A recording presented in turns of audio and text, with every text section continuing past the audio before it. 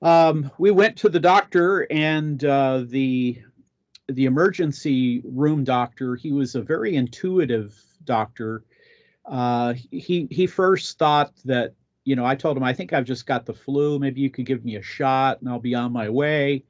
And so, he asked me a lot about the symptoms, and I'm having a lot of pain in the back of my head. And he says, that just doesn't seem right with your other symptoms. So he did a CAT scan, and when he walked into the room, he said to me, "You don't have the flu. You are seriously ill." He says, "I can see six, and I think they're abscessed brain lesions." And he says, "We're going to have to hospitalize you." And he told me straightforward, pretty much to the effect, "You need to get your house in order." And I'll never remember, I was laying on a gurney, and that his words just kind of went through me like a hot knife. And, thinking was difficult. What ended up happening is I was hospitalized for about 4 or 5 weeks. Initially, they thought I could have brain cancer. Ultimately, it was a bacterial infection that entered my right lung, went to my brain. It caused the abscessed brain lesions. I later learned, talking to a couple doctors, that the mortality rate for that is 80%.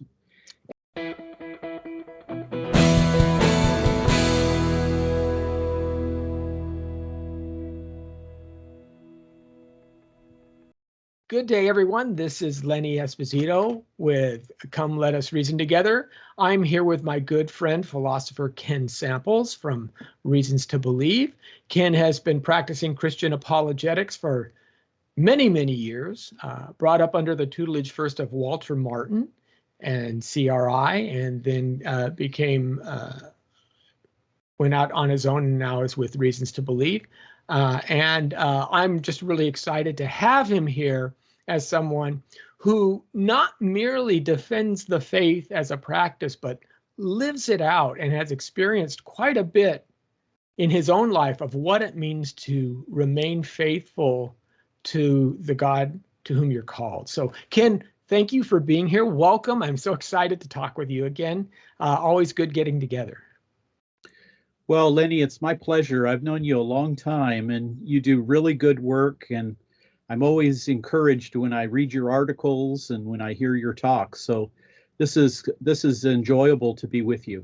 Yes, absolutely. And we're going to be together coming up very shortly at a conference next month, Dare to Defend in Southern California. And we'll Yeah. talk about that a little bit little later in the show. But right now, one of the things we wanted to talk about is how really apologetics can play out in one's person. A lot of people think apologetics is something that you do so that you can either persuade others or defend yourself against others or possibly protect yourself in terms of, the attacks that come upon you. One of the things that I'd note, though, is apologetics is actually ministerial to the individual practicing it because it makes you think deeply about issues of life, of worth, of ultimate ends, right? Worldview issues. And my experience has been that most Christians don't really think about these in a practically applicable way until they're kind of forced to by tragedy or crisis, right? It's what I call the Job cascade. And so, you have this issue and you pray to God and you go, I'm a good believer and I pray, God, deliver me from this. And then things get worse, not better. Yeah. And it's at that point that I find many people, many Christians will start to question their faith and say, do I really believe this stuff? Is it really true? Or maybe my prayers are just bouncing against the ceiling. Now, you went through a personal crisis in your life a few years ago. Can you tell me about that and expand a little bit? Yeah, this was actually in 2003. It was right before Thanksgiving. I remember it was November 19th. It was a Wednesday, and I came home from work. Hadn't been feeling well. I was at RTB, I think, doing some writing and editing, and I had a bad headache. So I came home, and if you remember, because you and I live very close to each other out here in the Riverside County, there was a lot of fires, and Yeah. I was jogging a lot, and so I went jogging, and I felt really bad, and finally got home, and I went to bed, and my wife told me that I was hardly conscious for about 3 or 4 days. Wow. And so my wife works at a hospital, and she talked to the charge nurse and said, I'm a little concerned about my husband. He's in bed, and I don't know if it's the flu or what it is. And the nurse told her, you need to take him to the emergency room because that might be something very serious. So we went to the doctor, and the emergency room doctor, he was a very intuitive doctor. He first thought that, I told him, I think I've just got the flu. Maybe you could give me a shot and I'll be on my way. And so, he asked me a lot about the symptoms, and I'm having a lot of pain in the back of my head. And he says, that just doesn't seem right with your other symptoms. So he did a CAT scan, and when he walked into the room, he said to me, you don't have the flu. You are seriously ill. He says, I can see six, and I think they're abscessed brain lesions. And he says, we're going to have to hospitalize you. And, he told me straightforward, pretty much to the effect, you need to get your house in order. And I'll never remember, I was laying on a gurney, and that his words just kind of went through me like a hot knife. And thinking was difficult. What ended up happening is I was hospitalized for about 4 or 5 weeks. Initially, they thought I could have brain cancer, which is not the words you want to hear from your doctor. Especially as a But philosopher. absolutely right. And ultimately, it was a bacterial infection that entered my right lung, went to my brain. It caused the abscessed brain lesions. I Hmm. later learned, talking to a couple doctors, that the mortality rate for that is 80%. And a couple of the doctors I've had since then, because my file's pretty fat, given that kind of experience. I also have a 12-inch scar on my back because they were doing a biopsy of my lung, and my lung collapsed. So they didn't know if it was cancer or if it was bacteria, so they really couldn't treat me. So they decided to open me up and look at my lung, and sure enough, it was a large lesion. I took antibiotics for 6 to 8 months. I took 20 pills a day. They were so concerned about killing the bacteria. But it was a very difficult experience. I've often said that I felt like I was in the ocean in a riptide. When your brain's not working right. I've often heard, for example, football players, quarterbacks who have brain injuries, and their lives are just turned upside down. Some of them have committed suicide. Some their lives are just really difficult, and I can totally relate to that, Lenny. I've always been a person who could rely on my careful mind, my tough mind. Okay, I know there are problems in life, but I can think it through. I can pray and commit myself to it. But it's a very difficult time because my thinking wasn't clear. They're pumping drugs into me. Um, and it was a very tough time, and it actually made me think a little bit differently about mind body and about Hmm. those kinds of issues. In fact, I remember one night, and again, this was when all the reports were pretty pessimistic, and I had friends coming in. They thought, well, this is the last time I'll see Ken. So, I had a number of people from my church, from RTB and various places. And I remember one night my wife left, and I was laying there in bed. And a hospital's not always an easy place to get a lot of rest. It's a noisy place, but I was They keep laying there. waking you up. They're waking you up all the time. Yeah. They wake you up to give you a sleeping pill. No. So I'm laying there late at night, and I started thinking about my faith, and I asked myself, Ken, do you really believe this? And I thought about a lot of scenarios. I thought, well, what if I'm wrong? What if after my brain dies, the lights go out? What if there is no God? Then I even thought, well, what if I got the wrong God? I'm with the books I've written, I'm not sure I want Allah staring me in the face. But I went through a process of thinking, and ultimately, I slowly and gradually, as I was able to do, because again, you have a lot of medication in your system. Brain lesions cause your brain, to not work well. But I kind of returned back to the ideas. I had my Bible there. I had Augustine's Confessions there. I began thinking about the Apostles' Creed. I began slowly thinking about the evidences for the resurrection, what I believed. And it was a very tough time. It was a tough time even when I came home from the hospital, because initially I thought, I don't think I'm getting any better. I remember at Christmas, I think it was Christmas Eve, my wife asked me to go with her to do a little Christmas shopping. We were probably in Kohl's department store for 15 minutes, and I said, you have to take me home. I can't even stand. So I thought, I've gone through all of this. Now I don't even know if I'm going to get any better.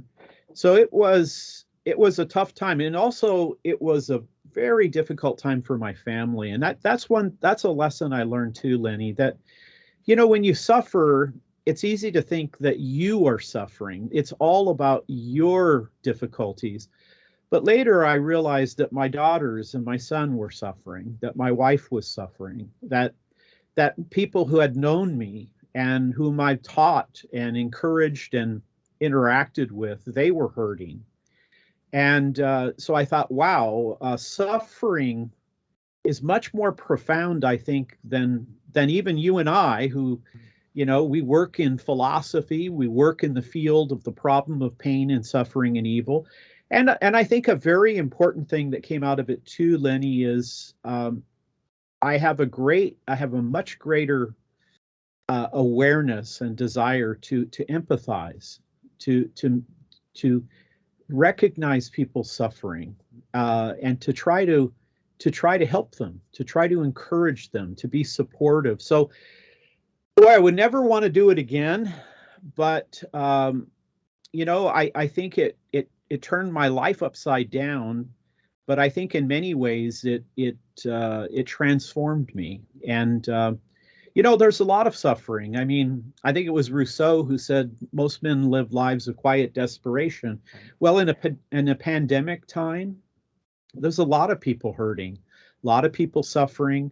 It makes me think, I meet people on the street. I don't know what they're going through. I don't know where they're at. I don't know what stage of, life experience they're in. So, I've always been a pretty reflective individual. I've always kind of been a bit of an existentialist. I'm always thinking about questions of meaning and purpose, and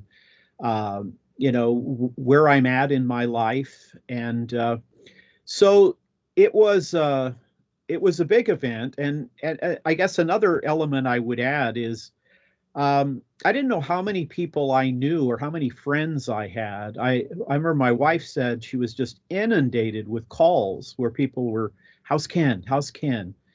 And I got cards that I was only able to read later. And this is our life. Our life. We live in a world that it's temporal. Our life is fleeting. And there's a lot of people that experience pain. And if you haven't experienced a crisis, a health crisis, or a crisis with your family, or whatever it may be, maybe a financial crisis, and certainly the pandemic has highlighted all of those things. If you haven't gone through a tough time, you will.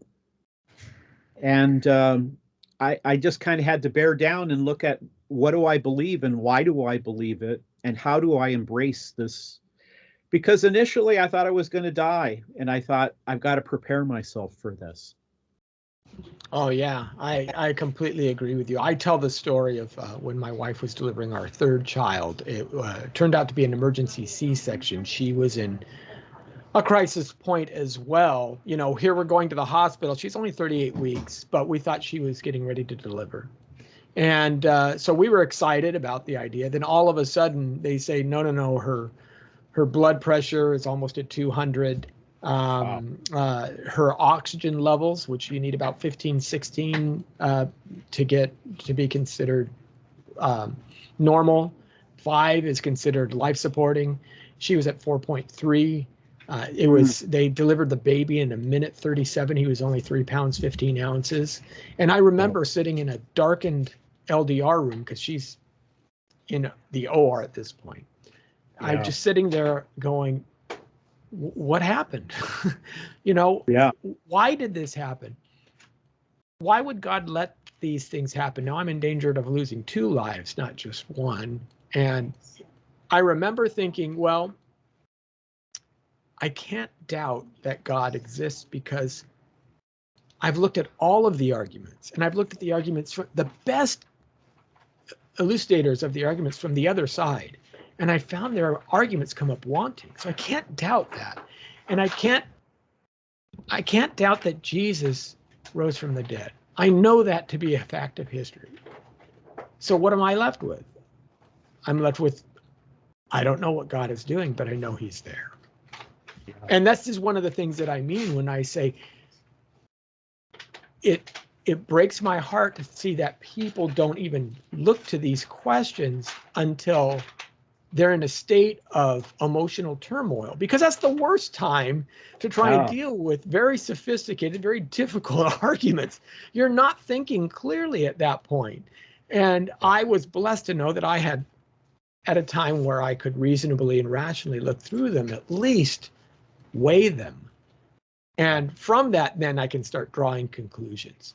I'm sure you, as you said, you started thinking about different scenarios, but ultimately you start to say, well, how does that actually work, right? What kind of resistances did you see as you were going through this? Yeah, I think I think one thing that hit me hard was again, I always had a very I was always a very tough-minded person. I kind of prize myself on taking substantive topics and then trying to make them as accessible as possible. Try to think about difficult things as clearly as you can, so that I can then try to describe and talk about them to people who don't study philosophy, or people who have less access to those kinds of things.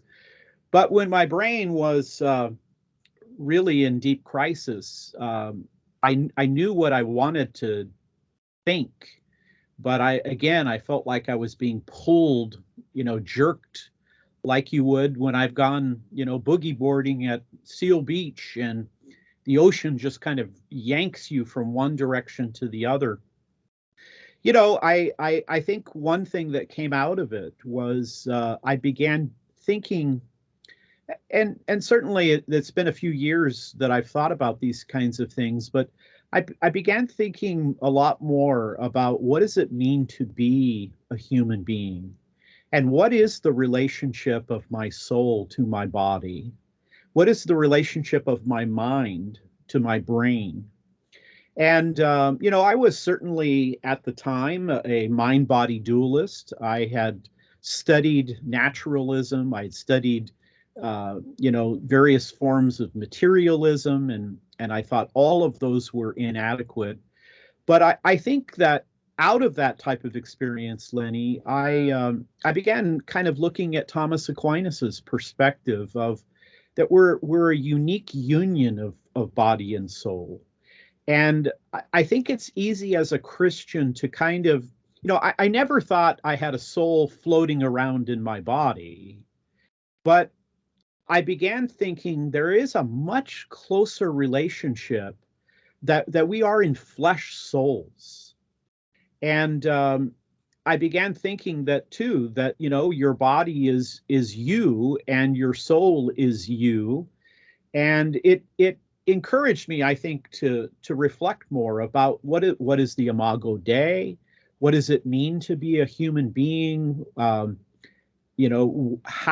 is it? And here I began thinking about people like Irenaeus and others that talked about that suffering is a type of therapy that changes you and transforms you. And I remember my old Bible teacher Walter Martin, who was really my first teacher in the faith. He used to say things like, some people won't look up until they're flat on their back. And I completely agree with you. Had I had to make decisions while I was going through that crisis, it would have been a lot worse. Yeah, I went through a process of, how am I thinking about these kinds of things? But it was because I had spent so much time thinking and reading, and again, I was thinking about my favorite passages from Scripture. I was thinking about what some of the great classical thinkers I had read, and again, I the only thing probably worse is watching somebody else go through it that you love. I mean, that's I've had some family struggles, and I've had people in my family who have suffered, and I almost immediately say to God in prayer, Lord, let me take that suffering. I'll step up and take that suffering. But the reality is that all of us are going to experience pain, suffering, and difficulty in life. My wife and I, we were the victims of a violent crime years ago. It was shocking. It interrupted our life. My wife had a little bit of post-traumatic stress from the experience. Um, but you know what? You live in a real world. You live in a fallen world. And, I remember my son, Mike, who was very, very young at the time. He began to realize, hey, there are bad people in the world. And he said, Dad, what if, a bad man breaks in our house? So I said, Michael, I said, your dad is aware of that. And I take steps to make sure that you're protected. And I said, you have a heavenly Father who watches over you. And I said, I can't tell you that a bad man will never break into our house, but I said, if he does, I'm going to do all I can to protect you, and that God will be with us. And so the reality is, theodicy and the problem of pain, the problem of evil, yeah, they are very important philosophical, theological issues, apologetic issues, but they become very personal. And, God has given us a body, and part of that body is having a central nervous system and feeling pain. And so, yeah, it was a difficult time, and it was a challenging time, but I really do think that I learned some very profound lessons, and I'm hoping that it also affected me in terms of maybe being more humble, maybe looking out to other people and realizing, hey, this is a temporal life. I just this week I had two friends who were diagnosed with Alzheimer's, and I thought, boy, you know, knowing that the words that I would have with them, the interaction that I would have with them, would be so different. Recognizing that, this is a time where I may begin losing them, and so I think it's important to talk about these kinds of things. And again, I love to teach philosophy. I love philosophy. It is it I like science, but I love philosophy.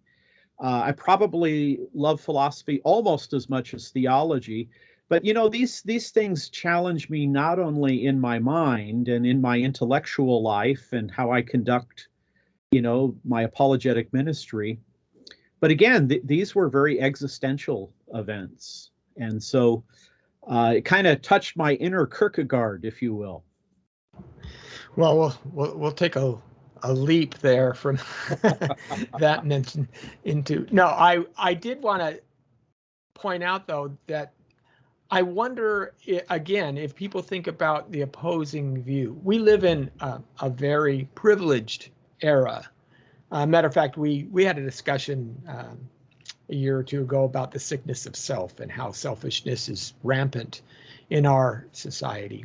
One of the interesting aspects of 21st century America, the Western culture, is that suffering has actually played a much smaller part of human existence than it has in previous iterations of since humanity has begun.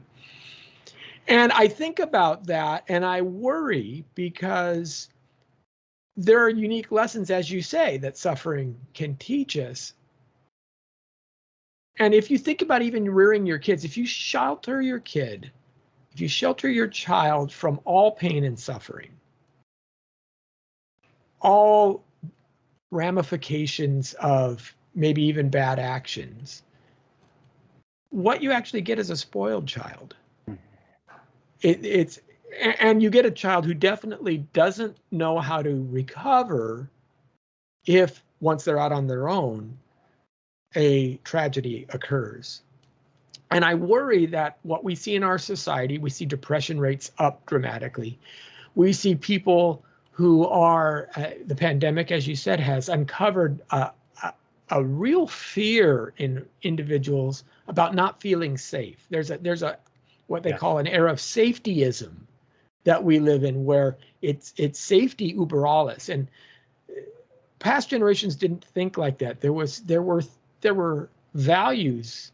Some values were worth more than your life. The early church believed that martyrdom was superior to, idolatry or bowing to the demands of the emperor.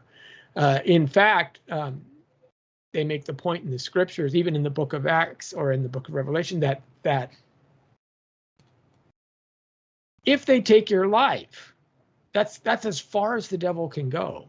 But if your eternal destiny is safe with me, then he's got nothing left. He can only go so far, and once that's done, he's out of cards. He's out of ammunition.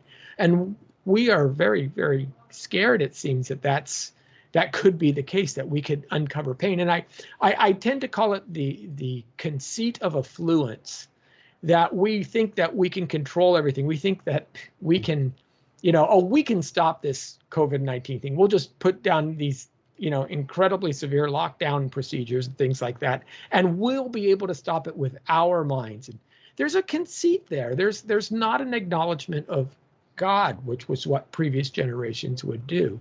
So I worry that the fact that we don't see suffering, that actually could be more damaging in the long run. What does a world without suffering look like when you have fallen creatures inhabiting it? And that scares me. Yeah, the things you're saying, I relate to them so much, Lenny. I think one of the things that I came away from that crisis of health crisis was that I'm not the master of my own ship. In a single day, your whole life can be turned upside down.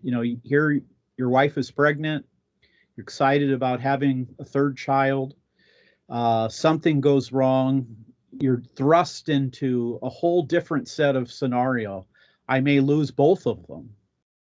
I think it's very easy to live in kind of an illusion, if you will, that we are in control of our lives. That, as you say, we can do all of these things. Every once in a while, experiences about my sickness come back to me. I remember one time, again, I was laying on a gurney, and the nurses are taking me through the the hallway, and I'm going to get another CAT. It was either a CAT scan or MRI. So I'm laying there and kind of feeling sorry for myself, kind of feeling like, wow, this is a tough experience to go through. Well, a nurse parks a guy next to me sitting in a wheelchair, and our eyes meet, and he says to me, um, "My doctor told me this morning I have a 6-pound cancer in my stomach." And I didn't want to talk to him. I didn't want to have an exchange. I just wanted to lay there and feel sorry for myself. But I said, you know what? I said, I don't know who you are, and you don't know who I am. But I said, given what you've just told me and knowing what I know about my own health crisis, I said, I think the only thing you and I can do is put our trust in the Lord. And Lenny, he looked at me and he just burst out crying. I mean, it was just a wave of tears. And he said to me, I want that. And just as quickly, the nurses grabbed him and took him to whatever medical procedure he was doing. And they put me in the MRI machine. And, there were experiences like that where, you realize you're not the captain of your own ship. Um, Things are going to happen to you, and I can relate exactly to what you mean. I know many people that are very privileged. There are many people, for example, they've never had anybody close to them die. Both sides of their grandparents are still living, their parents are still living. They've had no death in the family. uh, my father was a combat soldier in the Second World War, and he fought in Europe, and he fought at a time where there was a lot of fighting, and he was a machine gunner in an infantry division, and he killed a lot of men. And I remember growing up, and my dad would take me with him, and we'd go over to Forest Lawn, and we would just walk among the graves. And so I remember one day saying to my friend, do you guys go over to the cemeteries? And they looked at me like, what?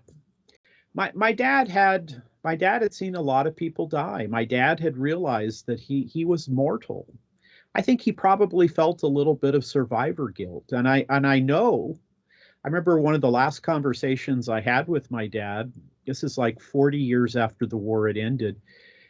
He said to me, son, um, do you think God will judge me for killing those German soldiers? And my dad, when my dad looked me in the eye like that, I thought, wow, I don't know that I've ever had a more existential moment with my dad. But I said, Dad, I said, you helped stop the Holocaust.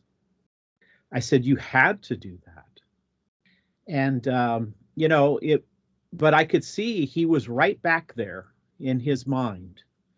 So again, the things we're talking about, you're exactly right. We live at a very privileged time. We live at a time, in the 19th century and even in the early 20th century, people died of infectious diseases, and instead of chronic heart failure and things of that nature. In those days, you could be killed uh, by something like a pandemic. And in fact, if you were born in 1900 and you were a white man, your life expectancy was 45 years.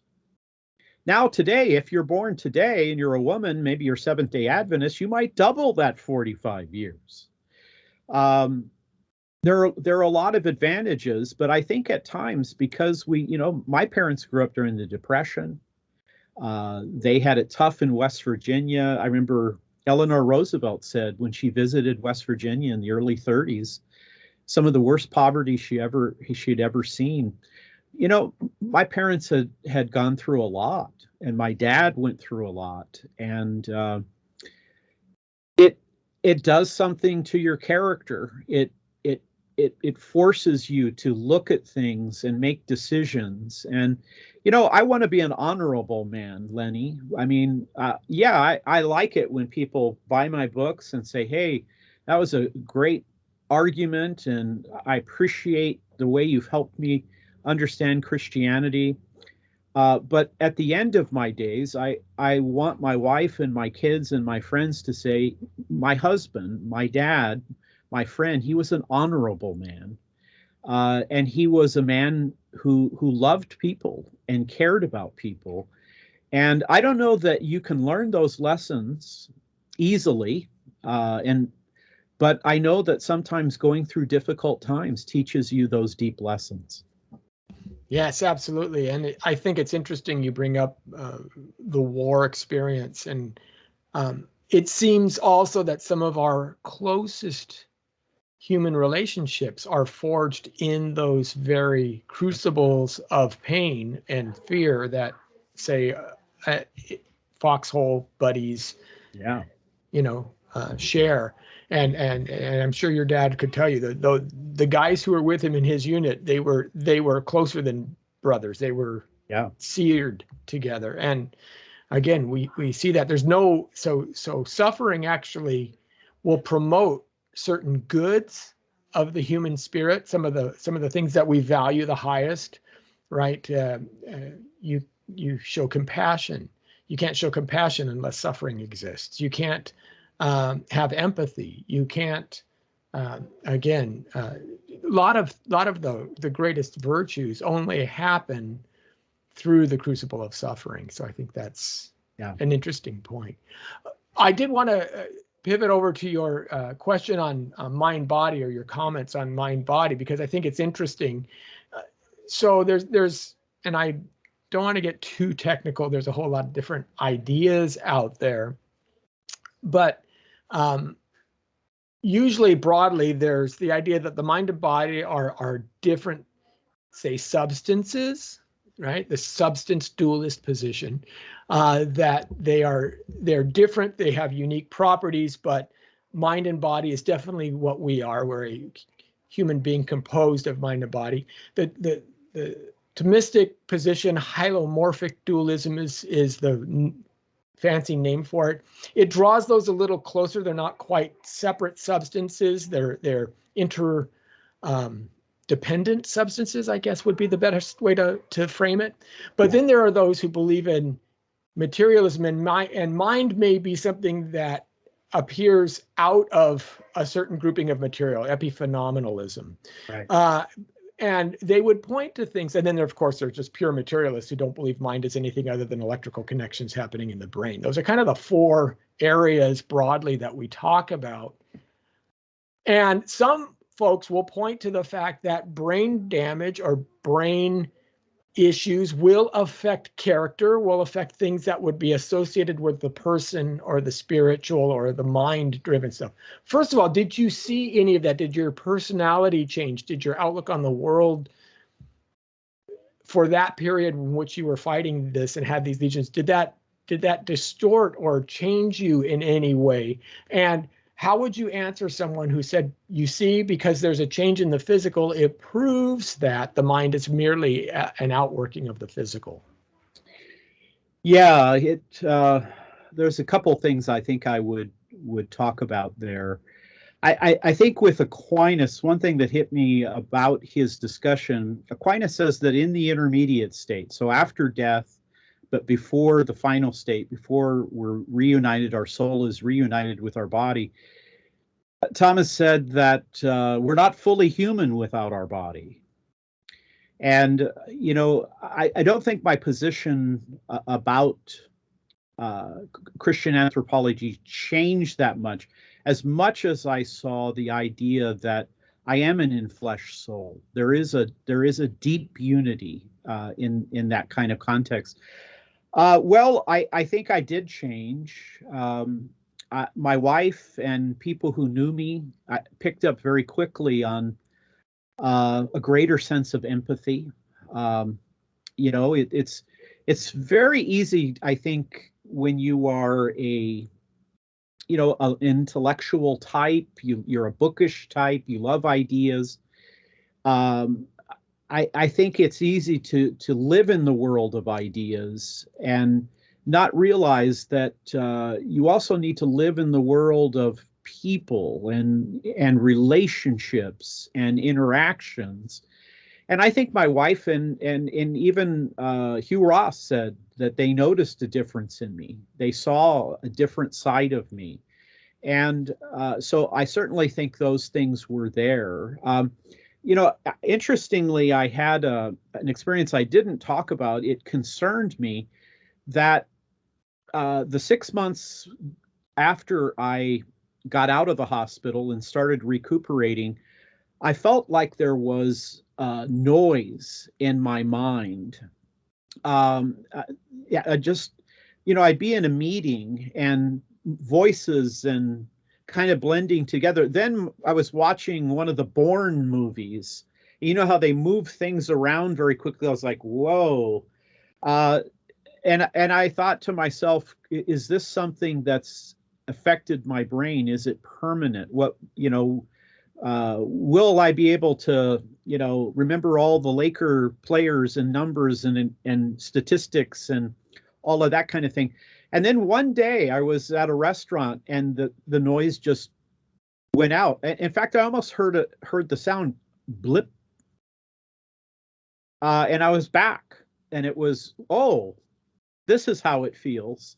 Now, I might be able to correspond that to when I stopped taking the the antibacterial drugs and things of that nature. But yeah, that was an interesting experience that I had. And the brain is the most complex mechanism apparently in the universe. Um, I think when we talk about mind and body, I don't think in wanting to critique the naturalist view, and maybe another position would be panpsychism, which is kind of an old ancient view. But I think that's kind of a concession view because it says that, virtually everything has consciousness. And thus you have to start with it. You can't get there from somewhere else. But I think in critiquing these other views, we don't want to lose sight of the fact that God likes bodies, that Jesus had a body, that maybe one of the worst heresies, was Gnosticism, that would deny the physicality of our lives. And so those are some of the things that I have reflected upon. And again, I think those discussions that we have are very meaningful and very purposeful. Uh, I remember being in a part of the hospital where they were watching over me, and so the people around me were all elderly. And I remember two people, a woman who almost the entire night it was like she couldn't catch her breath. And I began thinking to myself, is this death? Is this what it's like to die? And then there was an elderly gentleman, and he didn't move an inch. I mean, I couldn't tell he was even alive. But what came out of that, Lenny, was I thought to myself, I always thought, who are the really courageous people? Well, I know soldiers are. I know policemen are. Firemen running into a burning building. Boy, I'd want to get out of there as quickly as I could. But I also began to see, Lenny, that people who have illnesses and health crises, they really are courageous. It's almost like a daily basis. They have to will themselves to set up in bed or, to make it through things. And I began realizing that, there are people with mental health crises, they have anxiety, they have depression. And I began not only to feel compassion for them, but I wanted to communicate to them that, I know you're really trying. I know that you're going through a tough time. And I want you to know I'm impressed with your courage. So, those were, I think, some meaningful things that were helpful to me. And I'm not recommending near-death experiences, but I I certainly, wherever you come down on the question of God's sovereignty and human responsibility, and those are big theological debates, and I have friends on all sides of the issue. Uh, knowing that God is sovereign, knowing that God is in control. And, I later wrote a book, Classic Christian Thinkers. One of the thinkers in that book is Calvin. Calvin is, I think, probably the most controversial person in church history. But when Calvin would talk about the sovereignty of God and even predestination, he wasn't so much speculating about, why is one person elect and the other person reprobate. I think what Calvin as a pastor wanted to communicate was that during difficult times, you can count on God. And that's a message that I want to give people, that I want to leave with them and say, look, when things are out of control, when you feel like you're in the ocean in a riptide and you can't hold on, and you feel that, and you begin to realize you're not the captain of your own ship, you can trust in the Lord. You can call upon him. And that's, I think Calvin recognized that seeing God as a rock, as an anchor. I looked at Calvin a little differently. I thought, maybe, a lot of people think Calvin invented predestination in a laboratory in Geneva, when really he was more of a biblical scholar. So theologians and philosophers can learn things.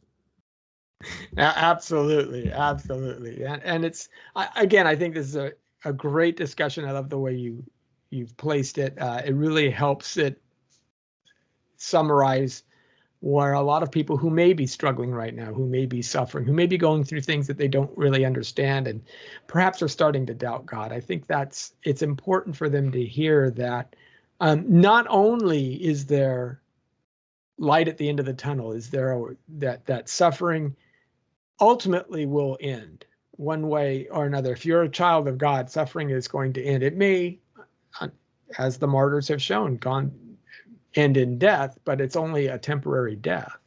And you will be reunited with your body, as you said. That's an important aspect. Otherwise, you will come out of this another way. But the process itself is important because it does things. It works in ways and refines us in ways that no other process can. And so, it does draw us closer to God, and if anything, makes us clutch him a little bit tighter, which is always the best response to it. So, Yeah.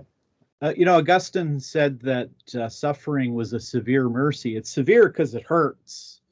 It's a mercy because it keeps us tethered to God. I mean, you mentioned earlier people who live in a very privileged era. I don't need those things. I'm independent, right? Of course, I was reading a study where it said the most unhappy people in the world are people who have inherited wealth, and they're on easy street. Watch out for that. It's also painful in life to fail to grow in character, to fail to work through those kinds of things. So, yeah, this is the problem of pain and suffering. It's a philosophical issue. It's a theological, biblical issue, but it's also a very personal issue. absolutely. Okay, so I just wanted to take a couple of minutes and also mention, as I had said at the beginning, that you're going to be with us next month, March 25th, Yeah. 26th, at the Dare to Defend Conference, Southern California, Corona. And you're going to be speaking on why Christianity makes a world of difference. This comes out of a book that you had written. And why don't you tell us a little bit, what are some of the things that we can look forward to on this talk? What is it about Christianity that stands apart from all of the other faiths, all of the other worldviews, how the world normally works versus how it works, say, in Christendom? Yeah, the other day somebody asked me, when push comes to shove, what is it about Christianity that really leaves you with the deep conviction of that it's truth, that what you believe is true? And I thought to myself, Lenny, that the Christian worldview, again, you can think of a worldview in a couple different ways, but one is thinking about these four sequential events: creation, fall, redemption, consummation. Well, the Christian worldview, I think, explains a lot. C.S. Lewis said, it's not just that I see the sun, but by the sun, I see other things. When I embraced Christianity, I began to look at the world, and it brought it, I think, into sharper focus. Christianity tells me things about why the universe had a beginning, why it is fine-tuned. Christianity tells me about my own brokenness, my own fallenness. Why am I, as Pascal said, great and wretched? Christianity also tells me about aesthetics and morality. So I'm excited to go to be a speaker with you and with some other very fine speakers at this conference. And so I'm going to share a little bit about the explanatory power and scope of the Christian worldview, and I'm going to contrast it with Islam and with naturalism and Eastern mysticism, because I think the Christian explanation, and again, that's kind of the abductive reasoning that we talk about, the inference to the best explanation. I think Christianity has the best explanation about the world, about ethics, and about that individual I encounter in the Gospels, Jesus Christ, the most consequential life ever lived. And so I'm privileged to be there with you, and I'm looking forward to it. And it's very close to where I live, which is something I like. Yeah, you don't have to hop on a plane, which is always nice. Yeah, that's right. These days, exactly. Now, Christianity has also made some kind of more concrete changes. The evolution of the educational system, from merely being one of what the aristocracy would perhaps partake into, an everyman's opportunity. Hospitals, the way that Christians would, matter of fact, orphanages and the value of even the weakest among our culture or our society. The elevation of women. There are a lot of areas where Christianity makes a fundamental difference in how we treat one another. Are you going to mention any of those kinds of items? Yeah, I have a fairly new book out, Christianity Cross-Examined, and part of that book I talk a little bit about not just that Christianity is true, but that it's good, that it's been good. It has been good for women. It has been good for racial minorities. It has affected areas like education, like healthcare, like economics, political freedom, literature, aesthetics. The new atheists, their mantra was, Christianity is not only false, but it's pernicious. I think there is a powerful case to be made that Christianity has benefited everybody in the world. And the two largest people groups that almost immediately began embracing Christianity in the first century were women and slaves, because the Roman Empire, there was no health net.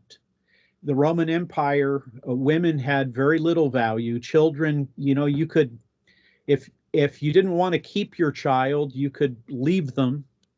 And so Christians came along and they built orphanages for kids that didn't have parents. Lenny, even the word hospice is a Christian invention. Okay, these are sick people. These people are dying. We may not be able to cure them. And some of the early Christian hospitals, they didn't have a lot of advancement in science, but they could comfort them. Palliative care comes out of that kind of context. And so I'm very proud of that tradition. I feel honored that I'm part of a faith that cares so deeply about people in the world. So yeah, I want to share some of that as well. Yeah, I find it interesting. One of the things that when I look at worldview, sometimes it's easy to separate these issues, the problem of suffering, the value of the individual, what makes a person, you know, suppression and all of these things. One of the things that I found interesting about the Christian worldview is that not only does it address each of these issues, but they intersupport each other. The answers, so to speak, the Christian understanding not only makes sense of this issue, but it helps support the other portions. The Imago Dei, for example, that's why you get the elevation of women and orphanages and hospitals, and why human beings have a privileged place in understanding the world. And it's also why you get even Western science, you know, when you start to say people investigating God's works after him. Now, you even look at the Chinese, where they were making quite a few advancements, inventing gunpowder in the 12th century, but they don't do anything with it other than maybe a few fireworks. It doesn't advance the human condition. It's only when the Westerners take this, and a couple of historians have made this point, is when it was the drive of the West to say, why did God give us this? Is there something more we can do with it? That pushes the entire scientific enterprise to that next level. And that's one of the most amazing things about Christianity, is how not merely do you have several different threads that are all, you know, tied up in answers, but those threads become interwoven, which of course makes a much stronger whole. Yeah. Yeah, I mean, you know, the university, the intellectual firepower that led to the scientific revolution in the 1600s came out of those medieval universities, Cambridge and Oxford and University of Paris and Cologne. So, you know, there was a lot of intellectual firepower in that period of time we call the Middle Ages. And it's important. History is very important. It should be important to Christians. I like to say that to have a lack of historical knowledge is to be like a person without a memory.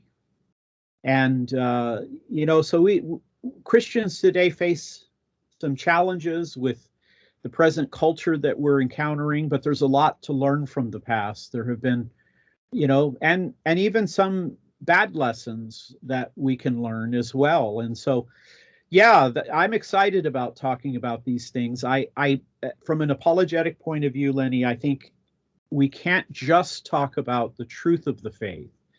I think we have to bring people back to the idea that Christianity is also good and has been good, and it's been tested. And so I want to compliment you for putting this conference together, and I think I'm honored to be with some of the speakers, including you. So I'm looking forward to it. Well, okay, that's great. Well, again, Ken, thank you for your time. I'm going to sign off. We're going to have one bonus question for some of our supporters who can find it on our Defenders area of our website. But until then, I'm looking forward to seeing you next month, and we'll talk about that. So hold on one second for that question.